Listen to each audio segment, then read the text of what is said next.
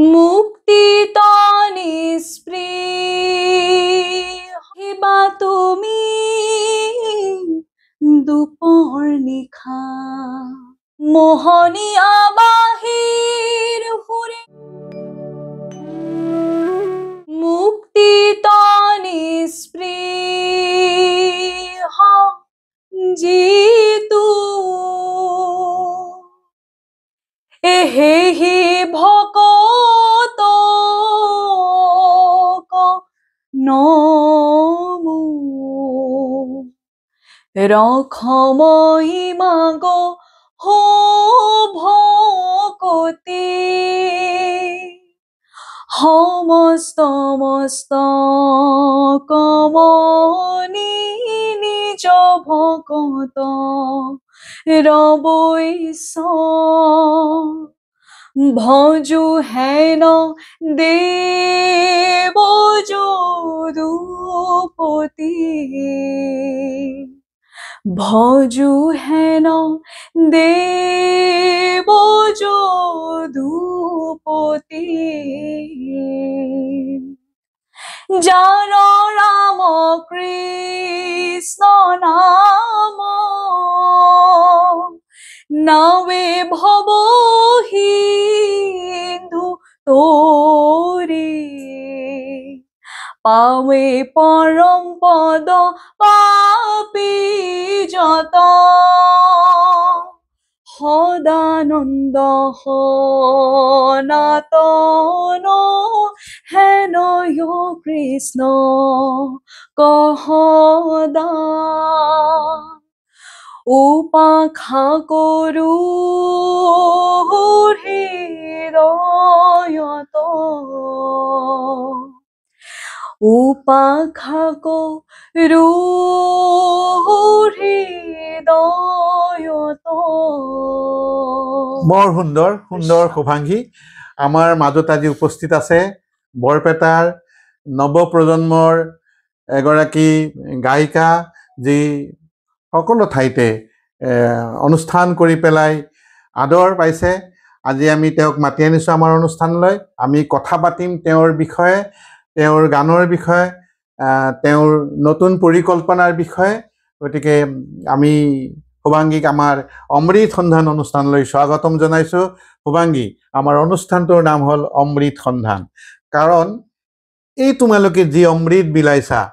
আৰু তোমালোকে মানুহৰ পৰা যি অমৃত পাইছা আমি সেইটোৰ বিষয়ে আলোচনা কৰিম কাৰণ কিয় মানুহে সদায় মৰম চেনেহৰ মাজত জীয়াই থাকে গতিকে আমাক আৰু তুমি যি অমৃত দিবা তাৰ বিনিময়ত তুমি এটা কাপ পাবা মানুহৰ মৰম চেনেহ পাবা আমাৰ বৰপেটাৰ বুঢ়া সত্ৰীয়া বশিষ্ঠ দেৱ শৰ্মাৰ ওপৰত আমি এখন তথ্যচিত্ৰ কৰিছিলোঁ তেতিয়া তেওঁ এটা কথা কৈছিল যে মই যি অমৃত বিলাইছোঁ মই যি বিলাইছোঁ তাৰ পৰা মই যি বিনিময়ত যি অমৃত আমি লাভ কৰিছোঁ সেই আমাৰ পৰম তৃপ্তি গতিকে সেই কাৰণে আমি তেওঁৰ অনুষ্ঠানটোৰ লগতে আমি এই অনুষ্ঠানটোৰ নাম ৰাখিছোঁ অমৃত সন্ধান গতিকে আমি বিভিন্ন কথা পাতিম আচ্ছা আৰম্ভ কৰা তোমাৰ কেনেকৈ সংগীতৰ জীৱন আৰম্ভ হ'ল প্ৰথমতে মই সমূহ অসমবাসী ৰাইজলৈ মোৰ নমস্কাৰ জ্ঞাপন কৰিছোঁ আৰু বৰদেউতা আপোনাক বহুত বহুত ধন্যবাদ জ্ঞাপন কৰিছোঁ মোক এই সুযোগটি দিয়াৰ বাবে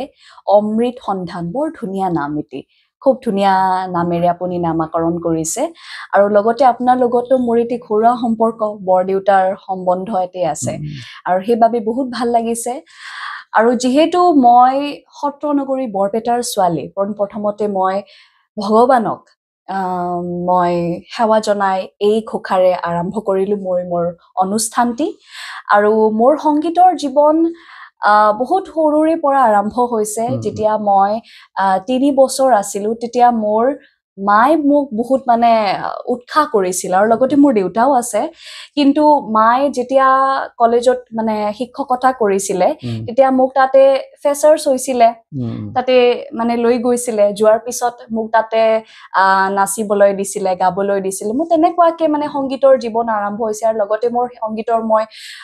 বিশাৰদ মই কমপ্লিট কৰিছোঁ আৰু লগতে এতিয়া হিন্দুস্তানী ক্লাছিকেল মিউজিক মই জিতেন বসুমতাৰী ছাৰ তাতে শিকি আছো আৰু লগতে মডাৰ্ণ মোক পদ্মনাভ বৰদলৈ ছাৰে শিকাই আছে আৰু এনেকুৱাকে মোৰ অনুষ্ঠানবোৰ আৰু লগতে মোৰ নিজৰ যি মানে সাধনা সেইখিনি মই অব্যাহত ৰাখিছো নিজৰ তুমি ৰেডিঅ' বা অন্য দূৰদৰ্শনৰ কিবা অডিশ্যনৰ কাৰণে এপ্লাই কৰিছা হয় মই চেমনিয়াৰ অডিশ্যন দিছিলো ৰেডিঅ'ত মই বহুতো এটি এক্সপিৰিয়েঞ্চ আছে মোৰ কৰা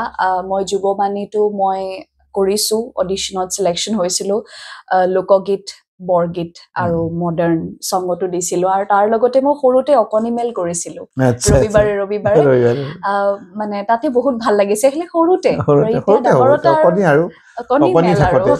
ভাল লাগিছিলে নাই তোমাক মানে কি দেখিলে বহুতে ডাঙৰ ছোৱালী বুলিয়ে ভাবে তুমিতো সৰু ছোৱালী সিদিনাখন আমাৰ সন্মুখত তোমাৰ জন্ম গতিকে তোমাৰ পঢ়া শুনাৰ কথা কোৱাচোন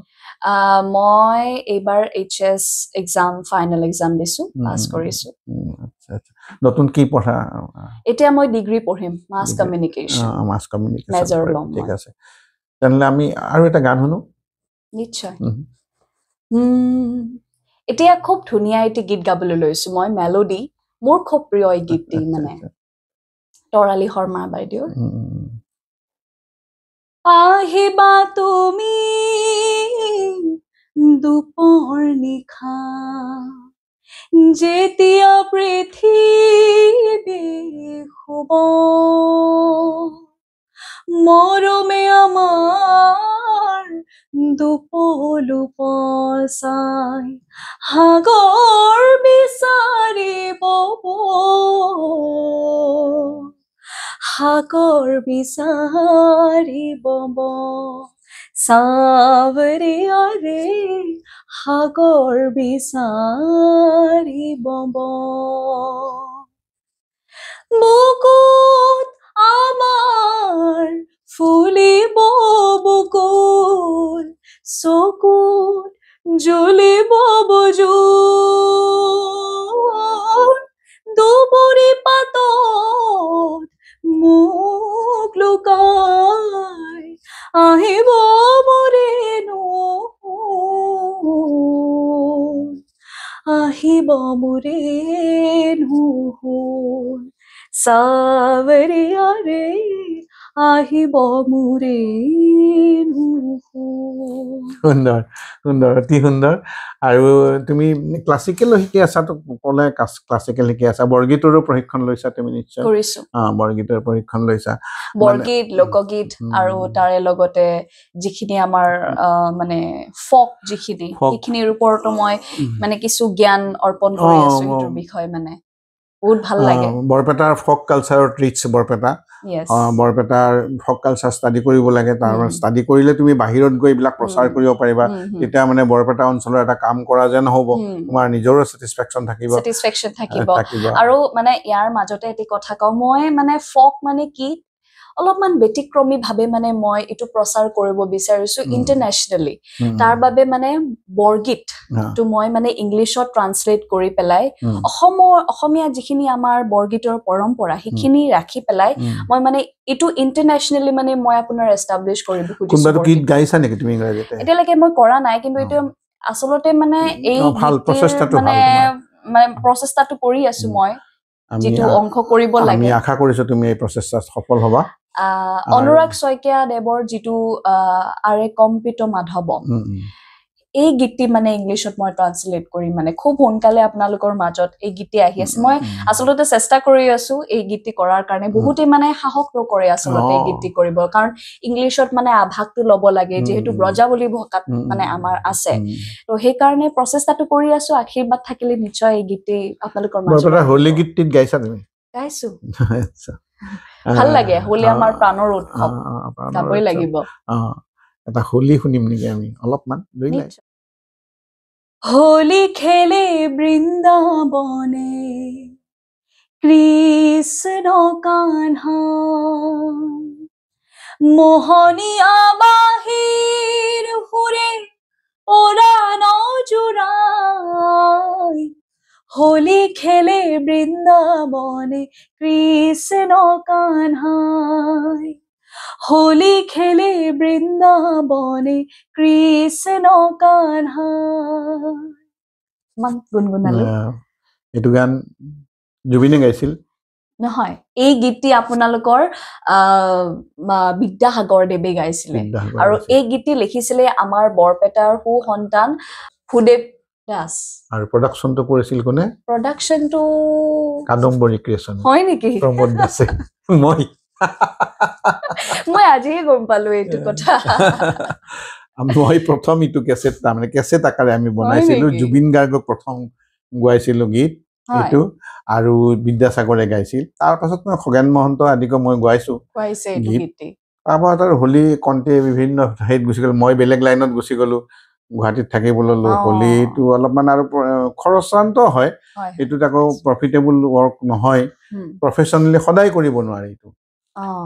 যাহক তোমাৰ গীত মাতৰ ক্ষেত্ৰত মা দেউতাৰ পৰা তুমি যথেষ্ট সহায় পাইছা যথেষ্ট দেউতাইতো ঘূৰিয়ে ফুৰে তোমাৰ লগত আৰু মাওতো আছিলেই তোমাৰ ধৰা দুৰ্ভাগ্যক্ৰমে হওক বা হেৰিয়ে হওক মাৰ মৃত্যুৰ পিছত মাৰ বিয়োগৰ পিছত তুমি কেনেকৈ সেই কৰিছা আচলতে মা যেতিয়া অসুখী আছিলে তেতিয়া মানে মোক বহুতো মানে সিচুৱেচনৰ মানে মই ফেচ কৰিছিলো আৰু মায়েও মোক বহুত বস্তু শিকাইছে কেনেকৈ নিজকে মানে আপোনাৰ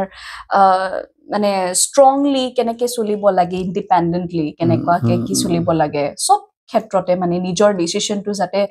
মানে ভালকে মানে ল'ব পাৰি সেইবোৰ বস্তু মায়ে মোক ধুনীয়াকৈ শিকাইছে আৰু ময়ো যিমানখিনি পাৰিছো মা নোহোৱা হোৱাৰ পিছত মই সিমানখিনি চেষ্টা কৰিছো ইভেন এক্সাম তাৰপিছত ৰন্ধা বঢ়াৰ ক্ষেত্ৰত বা নিজৰ যিখিনি কাম সেইখিনি কিবাকে কেতিয়াবা নোহোৱাৰ মাজত হোৱাৰ মাজত এনেকুৱাকে চলাই নিছো মানে চলি আছো এতিয়া দেউতা আৰু মই ধুনীয়া ভালকে এতিয়া ভগৱানৰ কৃপাত ভালকে চলাই নিলে হ'ল আৰু নিব নিশ্চয় নিব আৰু মায়ে খুব যত্ন কৰিছিল মইতো কথা পাতিছিলো নিজে যত্ন কৰিছিল তোমাৰ ভাত ৰান্ধিব জানা সব পাৰো এতিয়া সব পাৰো আৰু কিছুমান আগতে অলপমান দিগদাৰি হৈছিলে এতিয়া মানে মোৰ এডজাষ্ট হৈ গৈছে মানে মোৰ নিজৰ খোৱাটো নহয় গানে কিতাপে পত্ৰ এনেকে আৰু ৰন্ধা বঢ়া এইবিলাকৰ তোমাৰ হেৰি নহয় দিগদাৰিটো নহয় কৰিছা মেনেজ কৰিব পাৰিছো কাৰণ মেনেজ কৰি মই বহুত ভাল পাওঁ আচলতে মানে পাৰো সৰু পৰাই মা বেমাৰ হৈ থকাৰ পৰাই মানে কৰিছো আৰু এতিয়া মানে টাফ নহয় তেওঁ অসুস্থই আছিল কিছু বছৰ আছিল কিন্তু হলেও মাৰ বহুত মানে নিজৰ কামো কৰিছিল নিজে গাড়ী চলাই গৈ কলেজ গোটেইখিনি কৰিছিলে আৰু তোমাক লৈ বৰ চিন্তিত আছিল সপোনো আছিল তেওঁৰ আৰু সেই সপোনখিনি পূৰণ কৰিব লাগিব মই তুমি কৰিব লাগিব ভালকে চৰ্চা কৰা আৰু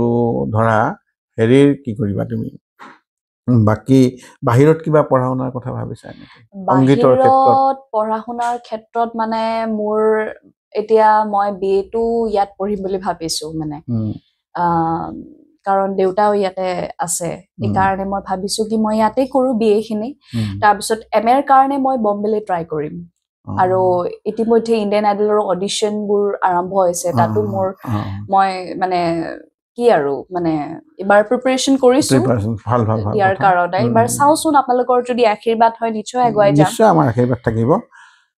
ইণ্ডিয়ান আইডলত যাব লাগে আৰু তাতেই পাব্লিচিটিটোৰ কথা এটাও আছে আৰু তুমি শিকিব পাৰিবা যেতিয়া মানে কি হয় আমাৰ বৰপেটাত থকাটো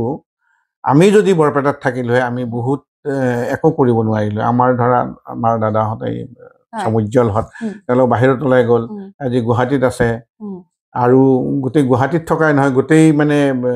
বোম্বে সেই লগত দিল্লীৰ লগত তেওঁৰ মানে নেটৱৰ্কটো ভাল গতিকে এইবিলাক থাকিলে মানে কামত সুবিধা হয় কাম কৰাৰ সুবিধা হয় মানুহ লগ পায়